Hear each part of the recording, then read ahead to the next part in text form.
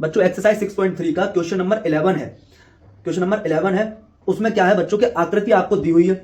आकृति आपको दी हुई है जो ये रही आपके सामने। क्वेश्चन आपके सामने है ये ए बी बराबर ए सी है। ए बी बराबर ए सी वाले एक समद्विबाहु त्रिभुज, एक समद्विबाहु त्रिभुज। समद्विबाहु त्रिभुज का मतलब जिसमें दो भुजाएं समान होती हैं, दो भुजाएं बराबर होती हैं, वो समद्विबाहु त्रिभुज होता है। समद्विबाहु त्रिभुज एबीसी की बढ़ाई गई भुजा सीबी, बढ़ाई गई भुजा ये सीबी आगे बढ़ा दी, बढ़ाई गई भुजा सीबी पर स्थित ई बिंदु है। यदि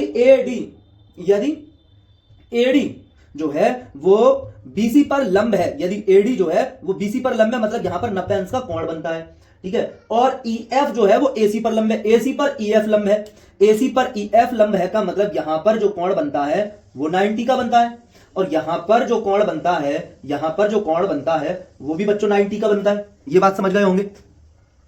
अच्छा बच्चों जो दिया है वो मैंने साफ साफ आपके सामने लिख भी दिया है कि ए बी और ए सी बराबर है और A D perpendicular to B C है। ए डी जो है वो लंब है बी सी पर और ई एफ जो है वो लंब है ए सी पर। अब हमें सिद्ध क्या करना है, हमको सिद्ध करना है कि त्रिभुज ए डी बी और त्रिभुज ई सी एफ ये दोनों त्रिभुज जो है वो समरूप है। तो बच्चों बात करते हैं हम कि किन त्रिभुजों के बारे में बात कर रहा है। तो त्रिभुज एडीबी, तो एडीबी बच्चों कौन सा त्रिभुज हो रहा है, एडीबी हमारा ये त्रिभुज हो रहा है। ये जो त्रिभुज हो रहा है ये हो गया बच्चों हमारा एडीबी। ये जरा हम कर देते हैं इसको हम हाईलाइट कर देते हैं त्रिभुज एडीबी को। तो ये बच्चों हमने आपके सामने त्रिभुज एडीबी को कर दिया हाईलाइट। ये तो ये जो त्रिभुज है ये त्रिभुज एडीबी है। और इस त्रिभुज को किसके साथ, इस त्रिभुज को किसके साथ, इस त्रिभुज को इसके साथ बताना है कि इसके साथ समरूप है। एडीबी जो है वो ईसीएफ के साथ समरूप है। तो ई बच्चों ये है और सी रहा आपका ये और एफ रहा आपका ये हो गया बच्चों ईसीएफ।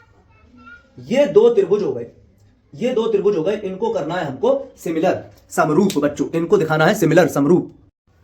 तो बच्चों अगर मैं इसको, इस वाले कोण को, इस वाले ये जो कोण है आपका, इस कोण को मैं कह दूं कि ये है कोण 1 और इस कोण को, ये जो कोण है आपका, इसको कह दूं मैं कोण 2। तो कोण 1 और कोण 2 बराबर हैं और दोनों त्रिभुज देखे जाएं जिन त्रिभुजों के बारे में वो बात कर रहा है कि ए बी डी, तो ए बी डी, तो ए बी डी के अंदर आ रहा है ये वाला कोण, ठीक है। फिर ई सी एफ, तो ई सी एफ में ये आ रहा है, मतलब दूसरे त्रिभुज में आ रहा है। तो एक कोण दोनों त्रिभुजों में हमारे समान हो गए, कोण 1 और कोण 2 दोनों बराबर हैं, जो दोनों उन्हीं त्रिभुज में है जिन त्रिभुजों को समरूप करवाने के लिए बोल रहा है। अब हमें एक कोण और अगर मिल जाए इन दोनों त्रिभुजों में ही तो हमारा काम आसान हो जाएगा। आसान क्या, काम खत्म हो जाएगा पूरा। तो अगर बच्चों मैं बात करूं आप लोगों से कि ये तो हो गया आपका त्रिभुज, ये हो गया आपका त्रिभुज ए डी बी। इसमें बच्चों ये वाला कोण, यही तो कोण 1 दे दिया, इसी को नाम मैंने। अच्छा और एक कोण है ई और एफ और सी, एक कोण है ये ई एफ सी, सॉरी त्रिभुज है ई एफ सी और ये है कोण वो जो कोण 2 है। ये दोनों कोण ही तो 90 के हैं, ये दोनों कोण बराबर हो गए, ठीक है। अब एक कोण हमें और चाहिए, उसके लिए बच्चों हम क्या करेंगे वो समझना होगा हमें। वो समझना हमें ये होगा कि ये जो त्रिभुज एबीसी है, ये जो बड़ा वाला त्रिभुज एबीसी है, जो बड़ा वाला त्रिभुज एबीसी है, एबीसी, इस बड़े वाले त्रिभुज एबीसी में बच्चों ये भुजा AB और ये भुजा जो AC है, AB है और AC है बच्चों, ये दोनों बराबर हैं, ये दोनों बराबर हैं। अब हम एक नियम जानते हैं कि किसी त्रिभुज में अगर दो भुजाएं बराबर होती हैं तो उनके सामने का ये कोण और उनके सामने का ये कोण भी कैसे हो जाते हैं बच्चों, ये दोनों कोण हो जाते हैं बराबर, ये दोनों कोण भी हो जाते हैं बराबर। इसका मतलब बच्चों ये हुआ कि जो ये कोण होगा, अगर मैं इस कोण को नाम दे दूं बच्चों कोण 3 नाम दे दूं 3, और इस कोण को नाम दे दूं मैं बच्चों कोण 4, तो बच्चों ये कोण भी दोनों सेम हो गए। अब बच्चों देखो यहां पर एफ सी ई मतलब ये, इसको तो कोण 3 नाम दिया है, इसको तो कोण 3 नाम दिया है।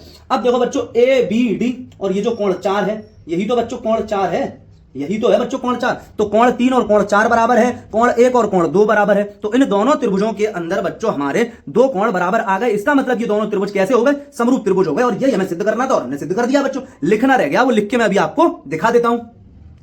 तो बच्चों त्रिभुज एबीडी और ईएफसी में कोण 1 बराबर है कोण 2 के, कोण 1 बराबर है कोण 2 के। वजह आपको दिख रही है, कोण 1 बराबर है कोण 2 के। वजह आपको दिख रही है, क्या वजह है कि दोनों ही 90 के हैं। यहां पर वजह लिख देंगे, दोनों 90 के हैं। अब आ जाते हैं कि कोण जो कोण 4 है वो कोण 3 के बराबर है। ये जो कोण 4 है, ठीक है ना, ये कोण 3 के बराबर है, 3 के बराबर है। तो कोण 4 किस में है? ए बी डी में है, ए बी डी में है। तो बच्चों कोण 4 बराबर है कोण किसके? कोण 3 के। ये हमने गिवन इंफॉर्मेशन से पता किया, जो दिया था हमने उससे ये पता कर लिया, दिए हुए से हमने ये ज्ञात कर लिया कि कोण 4 और कोण 3 बराबर है, दिए हुए से हमने ज्ञात कर लिया है ये। अब बच्चों जब दो कोण बराबर हो चुके इन दोनों त्रिभुजों में, तो हम सीधा सीधा कह सकते हैं कि ये दोनों त्रिभुज ए द्वारा, ठीक है ना, ए द्वारा हम कह सकते हैं कि त्रिभुज ए डी बी समरूप हो गया त्रिभुज ई सी एफ के। ठीक है बच्चों, कोई डाउट हो तो कमेंट कीजिएगा।